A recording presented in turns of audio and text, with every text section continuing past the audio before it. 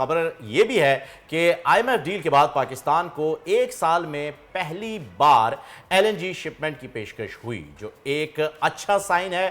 ساتھ ساتھ پیٹرولیم کی قیمت میں بھی کمی ہوئی ہے، یہ اس سے بھی اچھا سائن ہے کیونکہ 9 روپے فی لیٹر پیٹرول جو ہے وہ کم ہوا ہے اور 7 روپے فی لیٹر کمی کی گئی ہے ڈیزل میں۔ دوسری طرف بلومبرگ کی رپورٹ میں بتایا گیا ہے کہ آئی ایم ایف سے قرض ملنے کے بعد بحران سے متاثرہ پاکستان کی گیس خریدنے کی درخواست کو ایک سال بعد پہلی بار کسی سپلائر نے جواب دیا ہے۔ گیس اب سستی ملے گی یا نہیں ملے ایٹ گی؟ لیسٹ مل جائے، یہی بہت بڑی بات ہے۔ بالکل، اسی پر بات کرنے کے لیے اکنامک ایکسپرٹ شاہد حسن صدیقی صاحب نے میں جوائن کیا ہے۔ شاہد صاحب بہت شکریہ آپ کے وقت کا۔ شاہد صاحب، ہم جو رپورٹ کر رہے ہیں کہ اچھا سائن، اچھی خبر، خوشخبری، آپ بھی ایسا ہی سوچ رہے ہیں؟ دیکھیے، میں تو یہ سمجھتا ہوں کہ خوشخبری صرف ایک ہے کہ ہمارا ڈیفالٹ کا خطرہ خاصے لمبے عرصے کے لیے ٹل گیا ہے، الا یہ کہ ہم خود کوئی غلطی نہ کریں۔ اگر کسی کو یہ غلط فہمی ہے کہ ڈالر کے مقابلے میں روپے کی قدر مستحکم رہے گی اور نہیں گرے گی، وہ غلط فہمی کا شکار ہے۔ اگر کسی کو یہ خوش فہمی ہے کہ ہمارے اسٹاک ایکسچینج جو عارضی طور پر بڑھ گیا ہے یہ نہیں گرے گا، یہ بھی بہت بڑی خوش فہمی ہے۔ بالکل واضح بات ہے کہ یہ جو قرضہ ملا ہے یہ اس لیے دیا گیا ہے کہ قربانی کا بکرا بنایا گیا ہے، چونکہ اس وقت امریکہ کو اور دوسری طاقتوں کو یہ خیال تھا کہ پاکستان ڈیفالٹ کے کنارے پر ہے، لیکن اتنا تباہی نہیں ہوا، اور اگر خدا نخواستہ ڈیفالٹ کرتا ہے تو چین اس کو بچا سکتا ہے۔ اب ان کی کوشش یہ ہوئی ہے کہ یہ جو 9 مہینے کا قرضہ ہے اس کا واضح مقصد یہ ہے کہ اگلی حکومت دسمبر میں، آپ نے ابھی بات کر رہے تھے انتخابات کی، دسمبر میں آئی ایم ایف کے پاس جائے گی، ہمیں ایک بہت بڑی رقم کا قرضہ منظور کریں 3 سال سے زیادہ مدت کے لیے، جس کی سخت ترین شرائط ہوں گی، اور اس سخت ترین شرائط سے ہم دیکھیں گے کہ عوام میں احساس محرومی بڑھے گی، قرضوں پر بوجھ بڑھے گا، صوبوں اور وفاق میں اعتماد کا بحران پیدا ہوگا، اور وہ ایسی سنگین صورتحال ہوگی کہ چونکہ ہم اصلاحات نہیں کر رہے، پھر جب خدا نخواستہ ڈیفالٹ کا موقع آئے گا وہ ایسا ہوگا کہ پھر چائنا بھی نہیں بچا سکے گا۔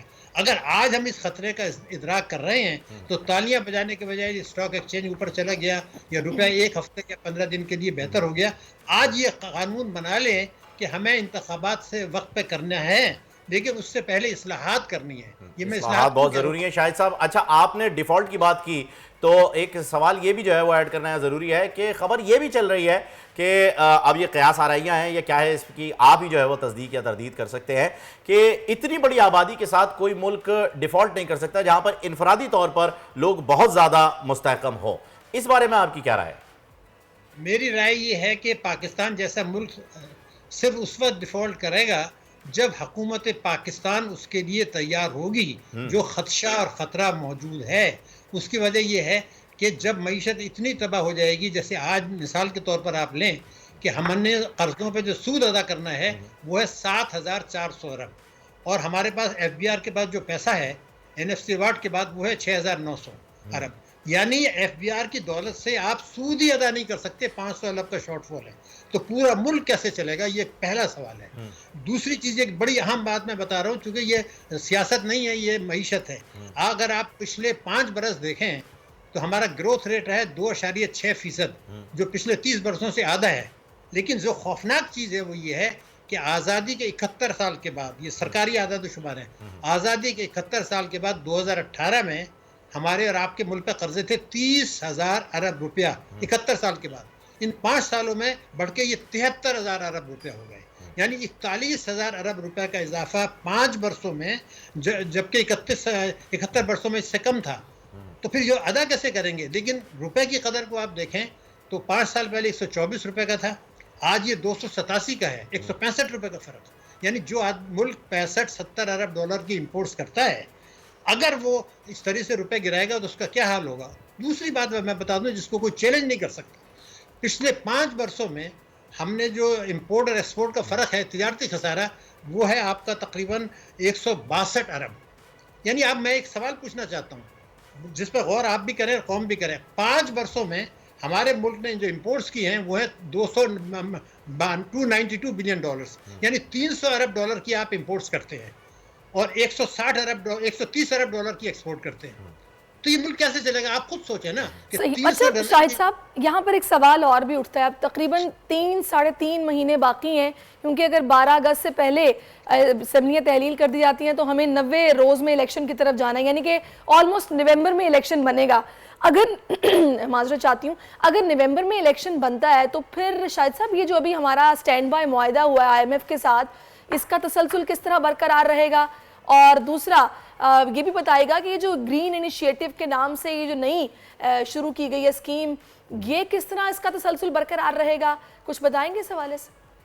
محترمہ, میں نے ابھی آپ کی خدمت میں عرض کیا تھا کہ دسمبر میں منتخب حکومت IMF کے پاس جائے گی بڑی رقم کے قرضے کے لیے. اسی بنیاد پہ کہا تھا کہ نومبر میں جب آپ کے الیکشن ہوں گے, دسمبر میں حکومت آئے گی. کیئر ٹیکرز کے پاس تو کوئی اختیار نہیں ہے. وہ حکومت پہلا کام یہ کرے گی کہ IMF کے پاس جائے گی کہ بڑی مدت کا بڑی رقم کا قرضہ دے دیں ہمیں, اور اس کے لیے 3-4 مہینے درکار ہوں گے. تو یہ جو 9 مہینے کا پروگرام ہے یہ 20 اپریل 2024 تک ہے. تو یہ سوچ سمجھ کے رکھا گیا نا 20 اپریل کو.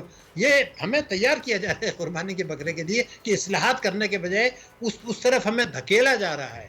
جو میں نے ابھی آپ کو اعداد و شمار بتا دیے کہ قرضے بڑھ گئے, آپ کی امپورٹس کیسے دگنی سے زیادہ ہو سکتی ہے, مجھے کوئی آپ بتا دیں. تو یہ تو بڑی خوفناک صورتحال پھر ہوگی کہ ایک شرائط ہمیں ان کی بھی ماننی ہے, یہ 2024 تک کا معاملہ ہے, پھر مزید بڑا قرضہ لے کے مزید دلدل میں پھنسنا ہے. تو مجھے تو نہیں لگ رہا یہ وقتی طور پر پھر خوشحالی ہے کہ 9 روپے کم ہو گئے پیٹرول میں بھی, اور جناب گیس بھی آ رہی ہے, بجلی بھی ملے گی, اور جب الیکشن ہو جائے گا اس کے بعد جب بڑا قرضہ لیا جائے گا تو معاملات پتہ نہیں پھر کس طرف جائیں گے. نہیں, تھوڑا سا اس میں تصحیح کی ضرورت ہے. اچھا, میں یہ سمجھتا ہوں, اللہ تعالیٰ مجھے غلط ثابت کرے, کہ چند ہفتے میں روپے کی قدر گرے گی اور غالباً اسی مہینے 31 تاریخ کو پیٹرول کے نرخ بڑھیں گے. بالکل, میں لمبی فورکاسٹ نہیں کر رہا ہوں. یہ سیاسی کھیل چل رہا ہے. آپ نے معاہدہ کر لیا ہے. ابھی دیکھیں نا, آپ کیلکولیشنز دیکھیں. ابھی وزیر اعظم نے کیا کہا ہے, اگلی حکومت کو چاہیے کہ وہ اصلاحات کرے. صحیح معنوں میں ملک ایسے نہیں چل سکتا. ارے بھائی 30 سال سے آپ نے نہیں کی, فوجی حکومت نے نہیں کی, پیپلز پارٹی نے نہیں کی, PTI نے نہیں کی, تو اگلی حکومت کیسے کرے گی؟ نمبر 1 تو یہ سوال ہے. تو کرنا ہے تو آپ قانونی اصلاحات کو قانونی شکل دے دیں. انہوں نے خود کہا ہے. مگر ابھی آپ بار بار بات کر رہے ہیں بجلی کے نرخوں کی. دیکھیے, پیٹرول تو اس لیے گرا ہے 15 دن کے لیے کہ آپ کے ڈالر جو ہے وہ گر گیا تھا. نہ اس کا روس سے تعلق ہے نہ کسی سے تعلق ہے. آپ کا روپے جو ہے وہ ذرا سا مستحکم عارضی طور پر ہو گیا تھا, وہ دوبارہ ریورس ہو گیا. تو 31 تاریخ کو آپ دیکھیں گے پیٹرول بڑھ جائے گا. بجلی کا نرخ زیادہ سنگین ہے. میں آپ کو بتا دوں 1974 کے بعد سے اسلامی جمہوریہ پاکستان نے کوئی ڈیم نہیں بنایا اب تک. اور اگر آپ پانی سے بجلی پیدا کرتے ہیں تو 7 روپے کی ہوتی ہے. ہماری آج بجلی 48 روپے کی ہے. یعنی تو 7 گنا کر رہے ہیں. اور وزیر اعظم صاحب کیا کہہ رہے ہیں وہ بھی آپ سن لیجیے. وہ یہ کہتے ہیں کہ جی ٹرانسمیشن کے لاسز ہیں, ڈسٹریبیوشن کے لاسز ہیں, بجلی چوری ہو رہی ہے, لوگ بل نہیں دیتے, اور ٹیکس چوری ہوتی ہے. ہم ٹیکسوں کی شرح بڑھاتے ہیں مگر لوگ ٹیکس چوری کرتے ہیں, اس لیے ہمیں یہ کرنا پڑا. تو اگر یہ کرنا پڑا تو یہ تو آپ نے شاہد صاحب, آپ کو ایسا نہیں لگتا ہے کہ بجلی جو ہے, اگر ہم صرف کراچی کی حد تک اگر بات کرتے ہیں تو یہ جو منوپلی رکھی ہوئی ہے ایک ہی کمپنی کے پاس موجود ہے اس وقت, یہ منوپلی جو کہ آپ کو بجلی فراہم کر رہی ہے, اس میں کمپٹیشن لانے سے بجلی کے پیسے کم ہو سکتے ہیں؟ ایک تو یہ, اور دوسرا کس بنیاد پر یہ ریٹس فکس کرتے ہیں؟ جیسے 400 یونٹس تک جو ہے اگر آپ بجلی یوز کر رہے ہیں تو آپ کا بل 8,500 ہے, اور اگر 700 تک کر رہے ہیں تو 28,000. یہ کیا ان کا پیمانہ کیا ہے یہ کیلکولیٹ کرنے کا؟ نہیں, پہلی چیز تو یہ کہ جو ہمیں کاسٹ پڑتی ہے, میں آپ کو بتا دوں, وہ اتنی زیادہ ہے. اس لیے میں آپ کو ابھی یہی بتا رہا تھا کہ اگر آپ پانی سے بجلی پیدا کریں تو 7 روپے ہے. اگر آپ یہ فرنس آئل سے کریں تو 48 روپے ہے. اگر آپ جو ہے نا جو آج کل ہم سولر کی بات کر رہے ہیں اس سے کریں تو میرا خیال ہے 15 روپے ہے. تو آپ تو جب تک آپ اپنا مکس ٹھیک نہیں کریں گے اور فرنس آئل سے کہتے رہیں گے, ایران سے بجلی نہیں لیں گے, تو کوئی بھی آ جائے کوئی آئے, بہت بڑا فرق پڑنے والا نہیں ہے. اس کی وجہ یہ کہ پہلے تو کاسٹ تو آپ کی کم کریں. پانی سے میں دوبارہ بتا دوں 7 روپے اور ہمارا 48 روپے ہے. آپ سولر سے کریں جو بڑے پیمانے پہ ہو سکتا ہے, وہ شاید جو ہے نا 15 روپے ہے. تو ہم نہ ڈیم بنانا چاہتے ہیں, نہ ہم سولر کو انکریج کر رہے ہیں, نہ ہم ایران سے بجلی لینا چاہتے ہیں. شاہد صاحب, میرا آخری سوال آپ سے, آپ نے بار بار ایک ہی بات کی ہے اصلاحات کی, کہ جب تک اصلاحات نہیں ہوں گی تو چیزیں بہتر نہیں ہو سکتی. آپ کے ذہن میں وہ ایسی کون سی ہرڈلز ہیں جو ہمیں اصلاحات کرنے سے روکے ہوئے ہیں؟ کچھ اس پر بھی روشنی ڈال دیجئے. پاکستان کی پارلیمنٹ, پاکستان کے ادارے, پاکستان کی بزنس کمیونٹی, پاکستان کی اسلامی نظریاتی کونسل, شریعت کورٹ, سپریم کورٹ اور تمام طاقتور طبقے نہیں چاہتے کہ وہ اصلاحات ہو. وہ یہ کہتے ہیں یہ اصلاحات اوور مائی ڈیڈ باڈی. وہ اصلاحات یہ ہیں کہ 7,000 ارب روپیہ سالانہ پاکستان میں کم وصول ہو رہا ہے جو ٹیکسوں کی کیپیسٹی ہے, اور اس کے لیے یا تو قرضے لیتے ہیں یا بجلی کے نرخ بڑھاتے ہیں, اور جی ایس ٹی 17 سے 18 اور پیٹرولیم لیوی 60 روپے. اب دیکھیے آئی ایم ایف کی مینیجنگ ڈائریکٹر نے یہ کہا کہ ہم نے پاکستان سے کہا ہے کہ آپ مالدار لوگوں سے ٹیکس لیں, عوام کو مراد دیں. یہ تو آئی ایم ایف کا تھا. اب آئی ایم ایف کے کھاتے میں ڈالیں, وہ بھی منافق ہیں. وہ کہتے ہیں کہ جی آئی ایم ایف کے کہنے پہ ہم نے بجلی بڑھا دی, آئی ایم ایف کے کہنے پہ ہم نے جی ایس ٹی 17 سے 18 کر دیا, آئی ایم ایف کے کہنے سے ہم نے پیٹرولیم لیوی بڑھا دیا, آئی ایم ایف کے کہنے سے ہم نے تعلیم کا بجٹ کم کر دیا. تو ہر چیز آپ نے آئی ایم ایف کے کہنے سے کر دی, لیکن آپ تو یہ بتائیے کہ 7,000 ارب روپیہ کم وصول کر رہے ہیں. پچھلے سال کے بجٹ کا میں آپ کو جملہ بتا دیتا ہوں. پاکستان میں 3,000 ارب روپیہ سالانہ اسی حکومت کا نے کہا چوری ہو رہی ہے. ہم یہ وصول کر کے عوام کو اس فائدہ پہنچائیں گے. اب جو لیٹسٹ بیان آیا وہ کہتے ہیں یہ 3,000 کے بجائے 4,000 ارب کی چوری ہو رہی ہے. تو آپ اس کو روکنا نہیں چاہتے. میں ایک جملہ آپ کو بتاؤں, حیران ہوں گے. 41 لاکھ مالدار لوگوں کی لسٹ حکومت کے پاس ہے جنہوں کے چوری کے اثاثے ملک کے اندر موجود ہیں, ملک کے اندر, اور قانون کے تحت ہم کورٹ کے پاس جائے بغیر وہ پیسہ لے سکتے ہیں 1,000 ارب روپیہ. ان پر ہاتھ نہیں ڈالنے کے لیے تیار. تو اصلاح بس یہی تو المیہ ہے کہ چھوٹی مچھلیوں کو پکڑا جائے گا, انہی پر سارا زور آزمائی ہوگی, اور بڑی مچھلیوں کو چھوڑ دیا جائے گا, تبھی ہم ٹیکس اس طرح سے کلیکٹ نہیں کر پا رہے. شاہد صاحب بہت شکریہ, لیکن لبے لبابے صاحب یہی ہے کہ ہمیں ریفارمز کرنی پڑیں گی, تبھی ہمیں اس کے دور رس نتائج ملیں گے, ادروائز وہی وقتی طور پر ریلیف اور پھر تکلیف. ایسے یہ سرش, اور بہت ہی زیادہ ایک سنجیدہ بات جو ہے وہ شاہد صاحب یہاں پہ بتا کے چلے گئے ہیں کہ جی نہ پارلیمنٹ چاہ رہی ہے کہ اصلاحات ہوں, نہ وہ طبقہ چاہ رہا ہے جو کہ بزنس کمیونٹی ہے. انہوں نے ہر کسی کو جو ہے وہ ٹارگٹ کیا ہے. اللہ کرے کہ یہ سب لوگ جو ہیں وہ اصلاحات کی طرف جائیں اور ملک جو ہے وہ ترقی کریں. ملک مستحکم معیشت کی طرف گامزن, اسٹاک ایکسچینج بھی مثبت رخ دکھانے لگا. معیشت کی صورتحال بہتری کی طرف جا رہی ہے. ہم آئی ایم ایف کے قرضہ ملنے کے بعد اس صورتحال کو بہتر مزید کیسے کر سکتے ہیں؟ قرض بحالی کے روشن امکان. بول نے نبھائی اپنی صحافتی ذمہ داریاں, مہنگائی سے پریشان عوام کے لیے اٹھائی آواز. رپورٹر اور اقتصادی ماہرین کے سب سے بڑے پینل کے ساتھ بول کی مشن معیشت کی سب سے بڑی ٹرانسمیشن 63% عوام نے دیکھی اپنی اسکرینز پر.